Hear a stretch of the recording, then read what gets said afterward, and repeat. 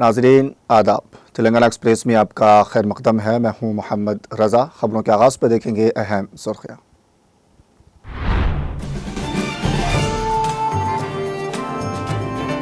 खून का अतिया दूसरों की ज़िंदगी के लिए अहम। हर 3 माह में एक मरतबा खून का अतिया देना सेहतमंदी की अलामत। वरंगल शहर में ब्लड डोनेशन कैंप का आगाज़ करने के बाद रियासती वज़ीर कोंडा सुरेखा का खिताब। केटीआर ने अंबरपेट में मकतूल मुअम्मर जोड़े के अरकान खानदान से की मुलाकात। पुलिस निज़ाम को अपने हाथ में रखने और अमन और सलामती को हवा पर छोड़ने का वज़ीर आला रेवंत रेड्डी पर लगाया इल्ज़ाम।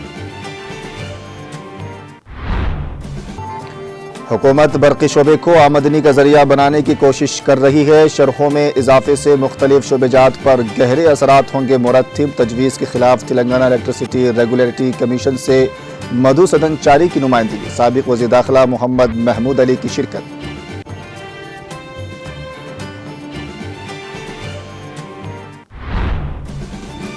अवामी तंजीमों के कायदीन की गिरफ्तारियां। गैर जमहूरी फैक्ट्री के हवाले से होने वाले रेफरेंडम एक मजाक है। ख्यालात का इज़हार करने वाले अवामी नुमाइंदों को रोकने पर साबिक वज़ीर जगदीश रेड्डी का रद्द-ए-अमल।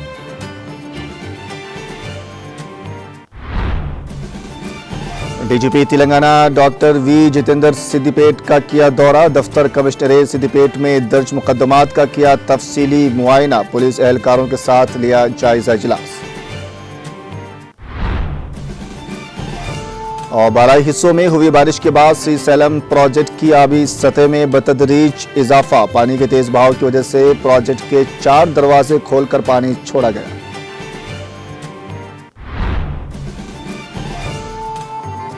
सुप्रीम कोर्ट ने रियासतों के महसूलात के नुक्ते नज़र से एक अहम फैसला सुनाया। कहा, रियासतों को हर किस्म की शराब पर टैक्स लगाने का हक है। और समुद्री तूफान दाना की मशरकी वस्ती खलीज बंगाल की जानी पेशकदमी। दाना के ओडिशा के साहिल की तरफ बढ़ने के सबब मांझी ने बुलाई काबीना की मीटिंग।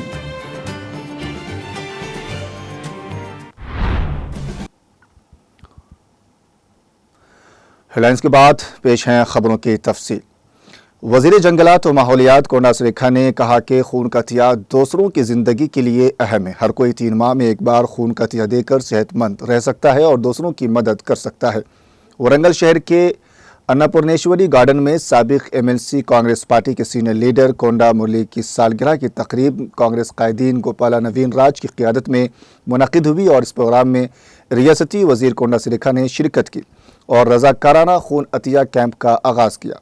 कांग्रेस कायदीन एम प्रकाश, मोहम्मद अयूब, पेल्लम रवि, कारपोरेटर्स पदमा, चंदना और कोंडा के प्रस्तारों ने बड़ी तादाद में शिरकत की और इस तकरीब को बड़े धूमधाम से मनाया।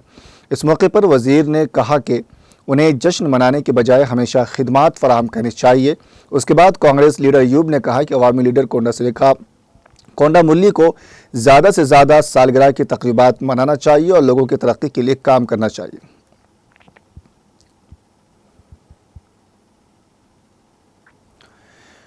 BRS के कारगुजार सदर के तारका रामाराव ने पुलिस निज़ाम को अपने हाथ में रखने और अमन और सलामती को हवा पर छोड़ने पर वज़ीर आला रेवंत रेड्डी को अपनी शदीद तनकीद का निशाना बनाया। केटीआर ने हैदराबाद के अंबरपेट के साई बाबा नगर में गुज़िश्ता 6 दिन कबल पेश आए एक ज़ईफ़ुल उम्र जोड़े के कत्ल के वाक़े पर अपने गहरे अफसोस का इजहार किया। केटीआर ने आज रुकन असम्बली अंबरपेट कालेरो वेंकटेश के हमरा मकतूल मोहम्मद जोड़े के अरकान खानदान से मुलाकात करके पुरसा दिया। केटीआर ने अफसोस का इजहार करते हुए कहा कि पुलिस निज़ाम के तय रियासती हुकूमत के रवैये की वजह से रियासत में अमन व अमान बुरी तरह मुतासिर हुआ है। उन्होंने दोहरे कत्ल के मामले में हुकूमत की खामोशी पर अफसोस का इजहार किया। अगर यह हुकूमत बुजुर्ग जोड़े को तहफ़्फ़ुज़ देने से कासिर है तो जिम्मेदारी से दस्तबरदार हो जाए। केटीआर ने कहा कि उनके बेटे एक पुरअमन हैदराबाद में अपने वालिदैन के कत्ल से बहुत गमगीन है। केटीआर ने जगत्याल कत्ल केस पर तबसरा करते हुए कहा कि कांग्रेस पार्टी के सीनियर लीडर MLC जीवन रेड्डी ने हुकूमत के रवैये के खिलाफ सख्त एहतजाज किया। केटीआर ने कहा कि जीवन रेड्डी ने कहा कि रियासत में खौफनाक सूरत हाल है। केटीआर ने उनकी तीनों बेटियों को तसल्ली दी और यकीन दिलाया कि वो उनके साथ होंगे।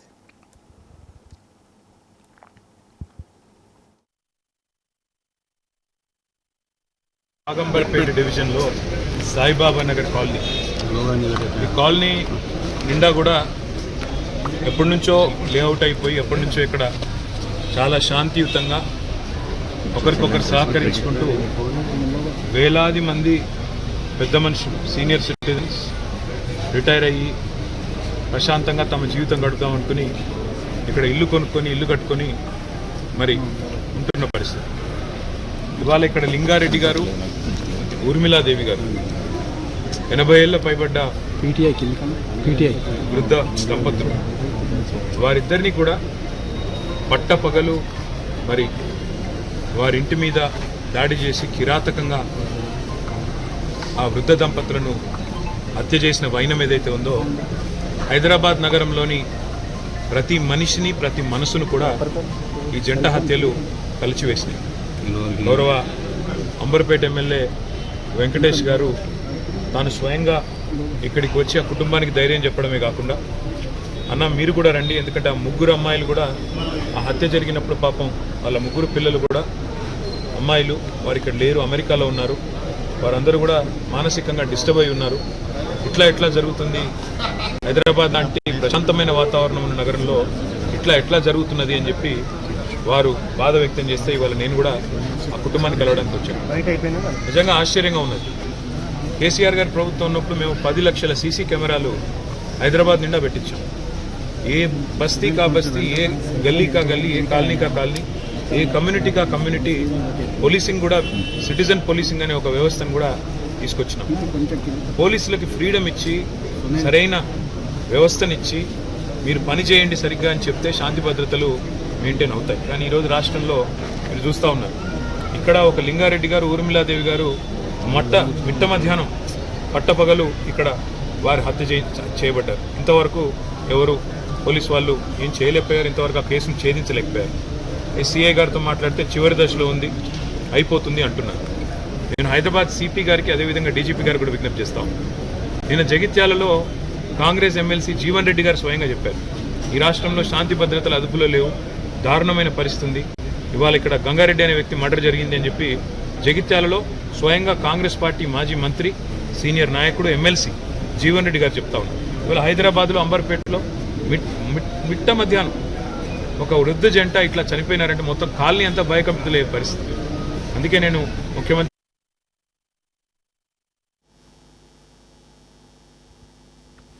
साबिक स्पीकर तेलंगाना कानून साज असम्बली मधुसूदन चारी ने रियासत में बरसरे इक़्तिदार कांग्रेस हुकूमत पर डिस्काम के जरिए बरक़ी शरहों में इजाफा करके तिजारत करने का इल्ज़ाम आयद किया है। मधुसूदन चारी ने हुकूमत की जानिब से बरक़ी शरहों में इजाफे की तजवीज़ के ख़िलाफ़ BRS की जानिब से तेलंगाना इलेक्ट्रिसिटी रेगुलेटरी कमीशन से नुमाइंदगी की। मधुसूदन चारी के हमरा साबिक वज़ीर दाखिला मोहम्मद महमूद अली, रुकन कानून साज काउंसिल वानी देवी भी मौजूद थे। इस मौके पर साबिक स्पीकर मधुसूदन चारी ने तेलंगाना इलेक्ट्रिसिटी रेगुलेटरी कमीशन को बताया कि आज बरक़ी शोबे को हुकूमत एक आमदनी का जरिया बनाने की कोशिश कर रही है। उन्होंने कहा कि बरक़ी की शरों में इजाफा करने पर मुख्तलिफ शोबेजात पर इसके गहरे असरात मुरतब होंगे। उन्होंने कहा कि डिस्काम में नुकसान होने के खदशे से हुकूमत बरक़ी शरों में इजाफे को तरजीह दे रही है। उन्होंने बरक़ी शोबे को होने वाले नुकसान की भरपाई करके बरक़ी के शोबे को बचा लेने का हुकूमत से मुतालबा किया।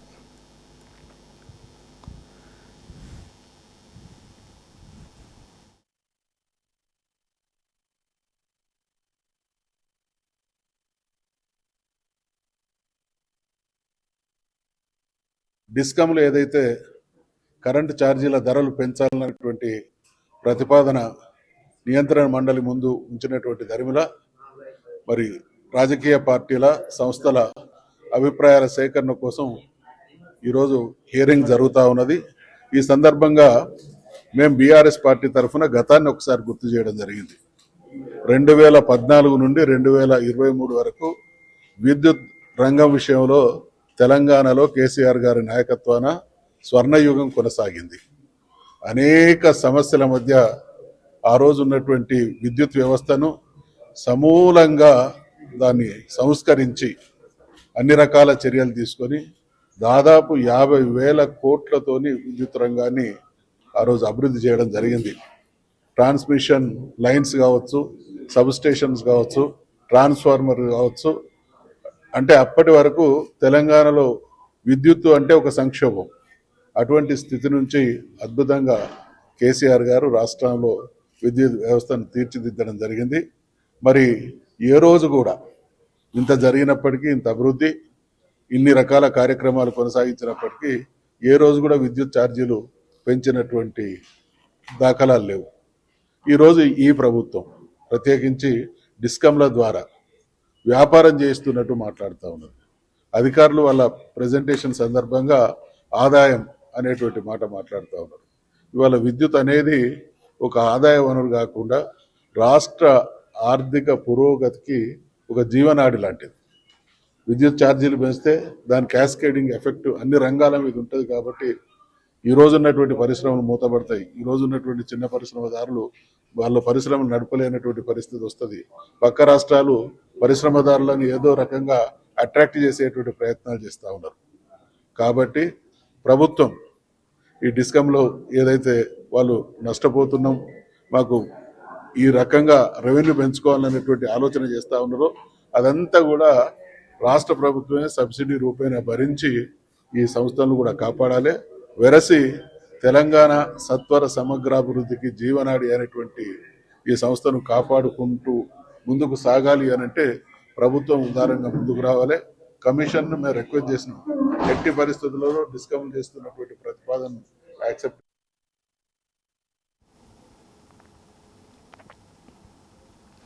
साबिक वजीर जगदीश रेड्डी ने साबिक एमपी बुड्डूगोला लिंगा यादव, रविंदर कुमार, कंचरला भूपाल रेड्डी और अवामी अंजुमनों के कायदीन की गिरफ्तारी की सख्त मजम्मत की है, जो रामायण पेट में तामीर की गई अंबुजा सीमेंट फैक्ट्री पर राय पेश करने के लिए जा रहे थे। इस मौके पर जगदीश रेड्डी ने कहा कि अंबुजा सीमेंट फैक्ट्री के हवाले से आज होने वाला रेफरेंडम एक मजाक है। उन्होंने तनकीद करते हुए कहा कि वो इसे लोगों में मनाने के बजाय कहीं दूर चोर की तरह लिखने की कोशिश कर रहे हैं। हमारे ख्यालात का इज़हार करने वाले अवामी नुमाइंदों को रोका जा रहा है।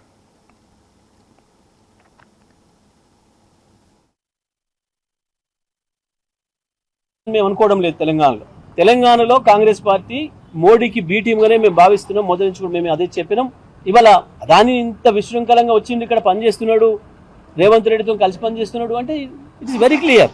ఇవాళ రేవంత్ రెడ్డి చేసే చాలా అరాచకాల పైన సపోర్ట్ చేస్తలేదు బీజేపీ ప్రభుత్వం, కేంద్ర ప్రభుత్వం అంటే అది కారణం. ఇవాళ వాల్మీకి కేసులో అక్కడ బెంగళూరులో ఒక తీరుగా, కర్ణాటకలో ఒక తీరుగా, ఇక్కడ ఒక తీరుగా ఉంది కేంద్ర ప్రభుత్వం యొక్క వైఖరి. ఎందుకు ఈడీకి అక్కడ ఉన్నది కానీ ఇక్కడికి వచ్చిన 40 కోట్లు కనబడతలేవా? ఒక కర్ణాటకలో మిస్యూజ్ అయినా కనబడుతున్నాయి కానీ అదే అకౌంట్ నుంచి ఇక్కడికి వచ్చిన 40,000 కోట్లు ఎందుకు కనబడతలేవు? 40 కోట్లు ఎందుకు కనబడతలేవు? ఎందుకు ఇక్కడ దాకా డొంక కదలలేదు? తీగ ఎందుకు పట్టుకుంటూ రాలేదు? చాలా స్పష్టంగా కనబడుతుంది. మోడీ రేవంత్ ములాఖత్ స్పష్టంగా కనబడుతున్నది. ఇందులో దాపరికం లేదు. ఇక్కడ బీజేపీ నాయకులు కూడా సపోర్ట్ చేస్తలేరు. సో కాబట్టి ఇవాళ ఇక్కడ ఉన్నది కాంగ్రెస్ బీజేపీ ఇద్దరు కూడా మోడీకి ఏ టీం బి టీంలు మాత్రమే తెలంగాణలో. ఇది వెరీ స్పష్టంగా కనబడుతుంది. కాంగ్రెస్ తెలిసినా చూడనట్టు చేస్తున్నాడు రాహుల్ గాంధీ. చూస్తే యాక్షన్ తీసుకోవాలి, యాక్షన్ తీసుకునే దమ్ ఆయనకి లేదు. ఎట్లా ఉంది వీళ్ళ పరిస్థితి అంటే ఒక మాట చెప్పాలంటే, కొత్తగా పిల్లగాడు సిగరెట్ బీడో తాగడం అలవాటు చేసుకున్నప్పుడు చూసినా తండ్రి సపనాట పోతాడు చూడు, గా పద్ధతిలో ఉంది రాహుల్ పరిస్థితి. ఇవాళ చెడిపోయిన కొడుకు వైపు చూడనట్టుగానే వాడు తాగుడుకు బానిస అయితే, వ్యసనాలకు బానిస అయితే చూడనట్టుగా తండ్రి నటించే తండ్రి ఎంతో ఇవాళ రాహుల్ గాంధీ కూడా గంతే. ఏం చేసేటట్లేడు. ఎందుకంటే అప్పుడో ఇప్పుడు 5-10 పంపించాడు ఈయన కాబట్టి. ఏమన్నా మాట్లాడితే ఉన్న 5-10 వచ్చి 5-10 పోతే ఏమన్నా భయంలో ఉన్నట్టు కనబడుతున్నాడు తప్ప రాహుల్ గాంధీ యాక్షన్ తీసుకున్నట్లేదు కనబడతలేదా? కాంగ్రెస్ పార్టీకి ఇంత స్పష్టంగా కనబడుతుంది. ఓపెన్ తెలంగాణలో సాధారణ ప్రజలు మాట్లాడుకుంటున్నారు, అరే మోడీ ఉరికి ఎక్కడెక్కడ దాడులు చేస్తాడు, ఇక్కడ ఎందుకు చేయలేకపోతున్నాడు అని. ఇతర మిలాఖత్ అయినరు అని. కాంగ్రెస్ బలహీనమైన స్థితిలో ఉంది కాబట్టి మోడీ ఇక్కడ ఆడుకుంటున్నాడు ఏ టీం బి టీం రెండు పెట్టి. బీజేపీ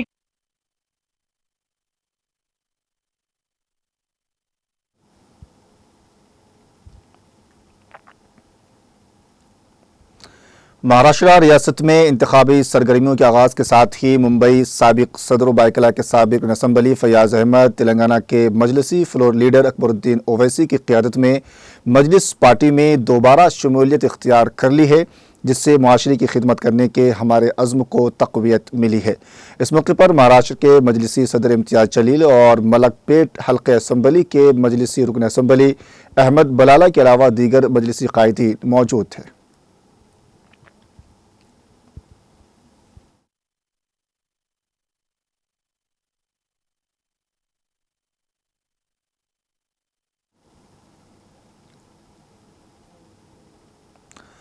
बालाई हिस्सों में हुई बारिश के बाद तेलंगाना और आंध्र प्रदेश के मुश्तरका श्रीशैलम प्रोजेक्ट की आबी सतह में बतदरीज इजाफे के पेश नज़र इसके दरवाजे खोलते हुए पानी को छोड़ा गया।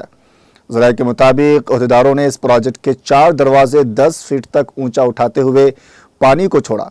इस प्रोजेक्ट में 1,60,146 क्यूसेक पानी का बहाव दर्ज किया गया, जिसके बाद 1,77,040 क्यूसेक पानी छोड़ा गया।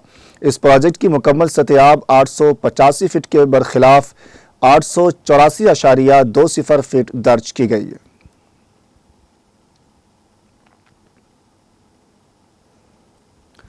तेलंगाना स्टेट के director general of police doctor V Jitendra ने आज दफ्तर कमिश्नरेट सिद्दीपेट पहुंचकर दर्ज मुकदमात का तफसीली मुआयना किया। Inspector general of police multi zone mister Chandrashekar Reddy भी डीजीपी के हमरा शरीक थे। दफ्तर कमिश्नरेट पहुंचने पर commissioner Siddipet doctor B Anuradha ने गुलदस्ता पेश करते हुए अपने रियासती हाकिम director general of police doctor V Jitender का वालिहाना इस्तकबाल किया।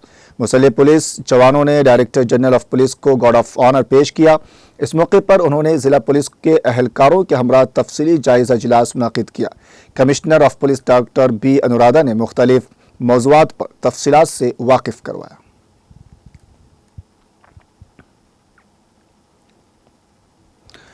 Commissioner police Hyderabad city CV Anand ने तेलंगाना पुलिस ड्यूटी मीट 2024 में बेहतरीन कारकर्दगी का मुजाहरा करने वाले 35 पुलिस अफसरान और अमले को मुबारकबाद दी और उन्हें नकद इनामात से नवाजा। अलहदा रियासत तेलंगाना की तश्कील के बाद पहली बार तेलंगाना पुलिस अकेडमी में 14 अक्टूबर ता 19 अक्टूबर तेलंगाना पुलिस ड्यूटी मीट 2024 का इनेकाद किया गया। पुलिस ड्यूटी मीट के जीतने वालों को मुबारकबाद देते हुए कमिश्नर पुलिस ने मुसर्रत का इजहार किया।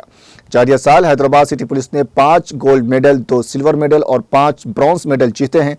पुलिस कमिश्नर ने कहा कि मुस्तकबिल में भी हमें शानदार कारकर्दगी दिखाना है और मजीद गोल्ड मेडल जीतकर हैदराबाद सिटी पुलिस का नाम रोशन करना है। इस मौके पर पुलिस कमिश्नर मिस्टर आनंद ने जीतने वालों के साथ अपने माजी के तजर्बात शेयर किए। Mister N Savitha DC PDD G Raghurander ACP CPF unit Hyderabad के Purna Chandra Rao ACP secretariat TS के अलावा दीगर मौजूद थे।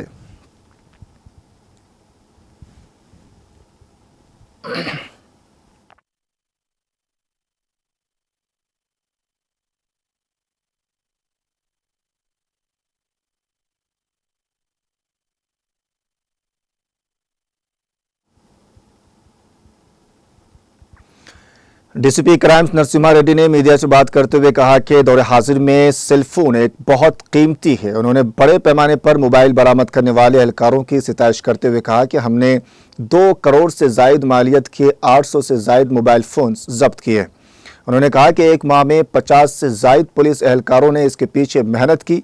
पुलिस न सिर्फ इमलाक की मुहाफिज है बल्कि अवाम का तहफ़्फ़ुज़ भी करती है। पुलिस खुश उसलूबी से काम कर रही है। उन्होंने कहा कि माशरे में बुरे लोग भी होते हैं। समाज में होने वाली नाइंसाफ़ियों का सबको डट कर मुकाबला करना चाहिए। माशरे के हर फर्द को पुलिस का दोस्त होना चाहिए। उन्होंने कहा कि पुलिस समाज दुश्मन ताकतों का ताउन नहीं करती। हमारे मोबाइल से जराइम हो रहे हैं।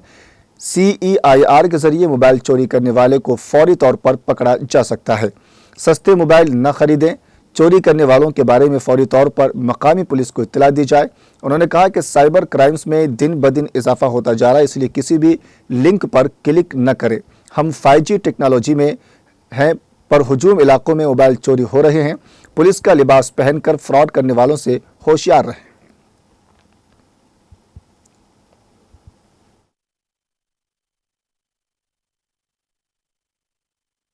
యూపీఏ నుంచి వచ్చిన ఫోన్ ఉంది అంటే మీ ఫోన్ యూపీ దాకా పోయొచ్చింది. సో అవన్నీ కూడా ఇందులో ఉన్నాయి. సో దీని ఉద్దేశం ఏంటంటే దీని ద్వారా ప్రపంచానికి మన వస్తువులని భద్రపరచుకోవాల్సిన ఆవశ్యకత మనది. దానికి కస్టోడియన్ దీన్ని పోలీసులు మీ యొక్క ఆస్తులు ప్రాణాలు అన్నిటికీ రక్షణగా ఉంటారు అనేటువంటిది మీ అందరికీ తెలియజేయడం ద్వారా పోలీసు అనేటువంటి వాళ్ళు ఎప్పుడు మన రక్షకులు. మనం ఏర్పాటు చేసుకున్న వ్యవస్థలో పోలీసులు అనేటువంటి వాళ్ళ వ్యవస్థ పట్ల ఒక మంచి భావనని సమాజంలోకి తీసుకుపోవాలి. ఎందుకంటే నెగటివ్ అనేది ఉండొద్దు. ఇది మన కోసం మనం ఏర్పాటు చేసుకున్నటువంటి వ్యవస్థ. ఇప్పుడు ఒక తండ్రి తన యొక్క తనయులను తన యొక్క పిల్లలను ఎట్లయితే సన్మార్గంలో ప్రవేశపెట్టడానికి మనం కొన్ని కటువైన మాటలు తీసుకుంటుంటాడు తండ్రి. ఒక్కోసారి చేయి కూడా లేపుతుంటాడు, ఒక్కోసారి దండిస్తుంటాడు. అట్లనే ఆ పొజిషన్లో మనం పోలీస్ వ్యవస్థని సమాజంలో ఉన్నటువంటి పౌరుల సత్ప్రవర్తన కోసము, సమాజంలో శాంతి నెలకొల్పాలనేటువంటి ఉద్దేశంతో మనం ఏర్పాటు చేసుకున్నాం. సమాజంలో చీడపురుగులు ఉంటారు 2-3%, వాళ్ళని కూడా పట్టించాల్సిన బాధ్యత సమాజంలో తోటి పౌరుడుగా మేమంతా యూనిఫామ్ వేసుకొని ఉన్నాం.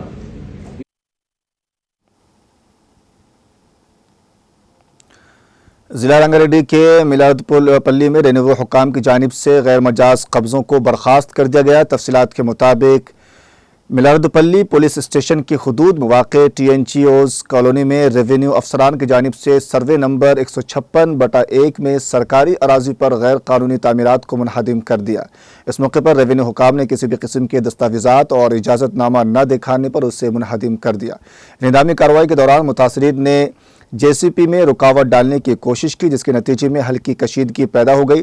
दरिसना पुलिस ने एक शिकायत की है कि उन्होंने लाखों रुपए लगाकर ज़मीन खरीदी। मुतासरीन ने उनके साथ इंसाफ करने का मुतालबा किया।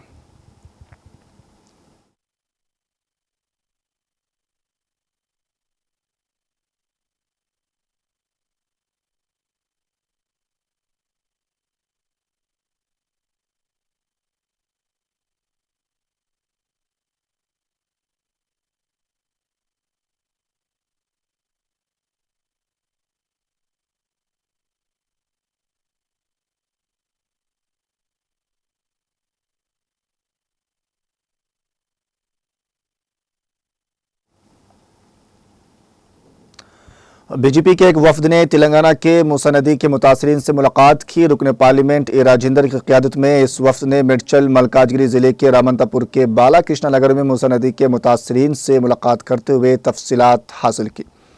हुकूमत इस नदी में नई जान डालने, इसके FTL में रहने वाले अफराद को वहाँ से मुंतकिल करना चाहती है। इन मुतासरीन ने BJP वफद को बताया कि नदी में उनके मकानात मुनहदिम करने की इत्तलात पर उनको तशवीश है, क्योंकि वो कई दहाइयों से इस इलाके में मुकीम हैं। उन्होंने पूछा कि अगर उनको निकाला गया तो वो कहाँ जाएंगे। वफद ने मुतासरीन को दिलासा दिया और पार्टी की तरफ से मदद की यकीन दहानी करवाई।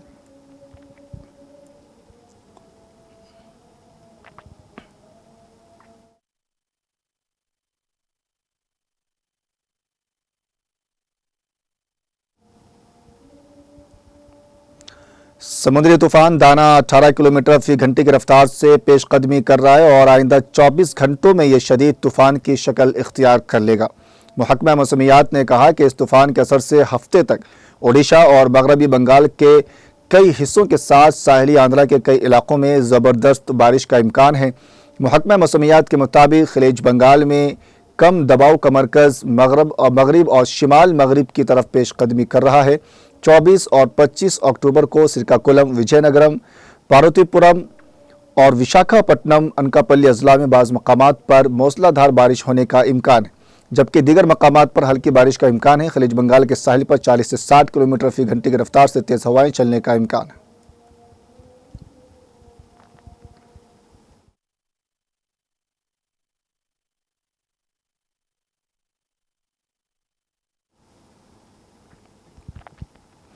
समुद्री तूफान दाना के पेश नज़र हुकाम ने कई ट्रेन खिदमात को मनसूख कर दिया है। बाज़ ट्रेनों का रुख दूसरी तरफ मोड़ दिया गया। तकरीबन 200 ट्रेन खिदमात को मनसूख कर दिया गया है।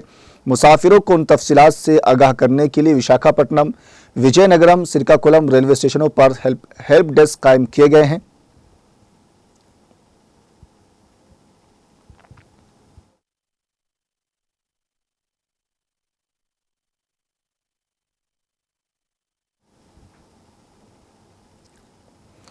जिला खम्मम में डिग्री साल अव्वल के तालिब इल्म ने खुदकुशी कर ली। वाक़या कल रात जिले के गंगा बंडातांडा में पेश आया। तफसीलात के मुताबिक 19 साला चैतन्या हॉस्टल में रहकर खम्मम के एक प्राइवेट कॉलेज में तालीम हासिल करता था और दशहरे की छुट्टियों के लिए घर आया था। उसने इस वक्त घर में फांसी ले ली, जबकि उसके वालिदैन खेतों में काम करने गए थे। शाम को काम से वापस आने पर वालिदैन ने उसे मुर्दा पाया। कहा जाता है कि उसके वालिदैन ने उसे मशवरा दिया था कि वह छुट्टियां ख़त्म होने के बाद भी कॉलेज वापस न जाए। पुलिस ने तालिब इल्म के वालिद की शिकायत पर मुकदमा दर्ज कर लिया है।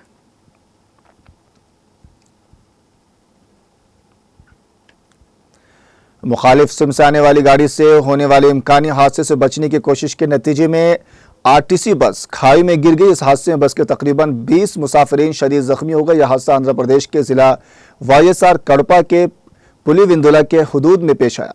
जख्मियों को सरकारी अस्पताल मुंतकिल कर दिया गया, जिनमें 2 की हालत तशवीशनाक बताई जाती है। अनंतपुर जिले के कुदरीस पुलिविंदुला के जाने के दौरान यह हादसा पेश आया। बस को काफी जिद्दोजहद के बाद निकाला जा सका।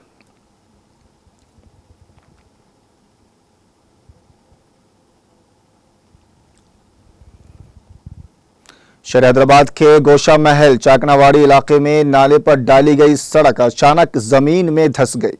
मंगल की रात पेश आए इस वाक़े में मकामी अफराद में खौफ व हरास फैल गया। ताहम इस वाक़े में किसी के जख्मी होने की कोई इत्तला नहीं मिली है, क्योंकि रात में ट्रैफिक की आमदोरफ्त नहीं थी, जिसकी वजह से बड़ा वाक़या टल गया। ये नाला प्लाईवुड की दुकानात के सामने से गुजरता है। मकामी अफराद और पुलिस वहां पहुंच गई। मकामी अफराद ने कहा कि ये नाला काफ़ी कदीम है, जिसके सबब इस पर डाली गई सड़क ज़मीन दोज़ हो गई। कल पेश आए वाक़े के मकाम से तकरीबन 200 मीटर की दूरी पर इसी तरह नाले की सड़क कबल अजीब ज़मीन दोज़ हो गई थी। इत्तलात के मुताबिक ग्रेटर हैदराबाद म्युनिसिपल कॉरपोरेशन इस वाक़े की वजह मालूम करने की कोशिश कर रहा है।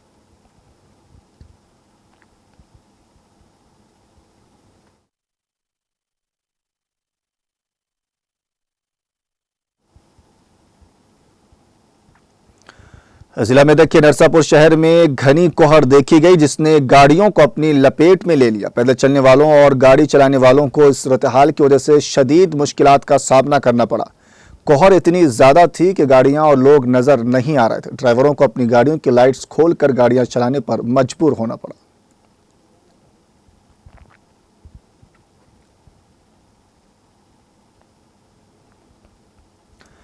तेलुगु फिल्मों के मशहूर अदाकार प्रभास की सालगिरह मनाने के लिए उनके मद्दाहों की बड़ी तादाद हैदराबाद के इलाके जुबली हिल्स में उनके मकान के करीब पहुंच गई, जिन पर काबू पाने में नाकामी के बाद पुलिस ने हल्की ताकत का इस्तेमाल करते हुए उनको मुंतशिर कर दिया। तफसीलात के मुताबिक कल रात अचानक ये मद्दाह बड़े पैमाने पर अदाकार की क़यामगाह के करीब जमा हुए। बाज़ मद्दाहों ने प्रभास के घर में दाखिल होने की कोशिश की। उसकी इत्तला मिलते ही पुलिस फौरन प्रभास के घर पहुंच गई। पुलिस ने मद्दाहों को बताया कि प्रभास के घर के सामने सालगिरह मनाने की इजाज़त नहीं है। पुलिस ने मद्दाहों को यह कहकर वहां से भेजने की कोशिश की कि वह हंगामा आराई न करे और वहां से चले जाए। ताहम अदाकार के मद्दाहों ने पुलिस के मशवरे पर कार नहीं धरा और हंगामा आराई की। पुलिस ने हल्की ताकत का इस्तेमाल करते हुए अदाकार के मद्दाहों को वहां से मुंतशिर कर दिया।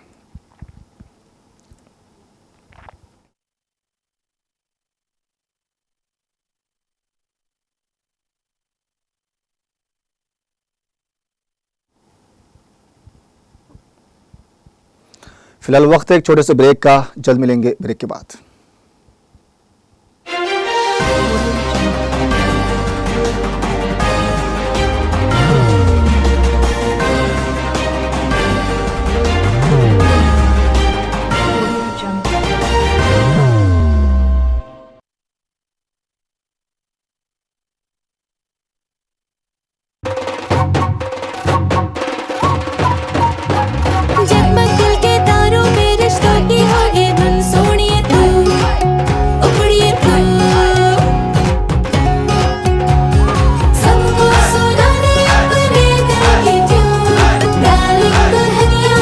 अब रुक मत, ये मोमेंट तेरा है। Be the showstopper, be the showrunner. Show how it's done. Come celebrate the Brides of India with Malabar Gold and Diamonds. जिंदगी में कितना भी हो मुश्किलों का अंधेरा, रासिक स्टोन से चमकेगा किस्मत का सितारा। सीधे खानों से निकालकर तराशा गया और डॉक्टर रोशन और डॉक्टर MM रजा के ज्ञान से संवारा गया। इल्मी जवाहरात एक बेशकीमती इल्म है। ये जिंदगी के हर मोड़ पर हमें आगाही देता है। हमारी नाकामयाबी, कारोबार में परेशानी, शादीशुदा जिंदगी में तनाव, औलाद की परेशानी, प्यार के मसाइल, लव मैरिज, पैसों की तंगी, पढ़ाई में असफलता, सेहत में खराबी, क्या यही है जिंदगी? कैसे मिलेगी हमें इन सब से राहत? इन सब मुश्किलों से निजात पाने के लिए जेमोलॉजिस्ट डॉक्टर रोशन और डॉक्टर MM रजा से एक मुलाकात बदल सकती है जिंदगी और तकदीर दोनों। Bangalore, Hyderabad, Visakhapatnam, Vijayawada, Dubai, Delhi, Mumbai. One visit can change your life.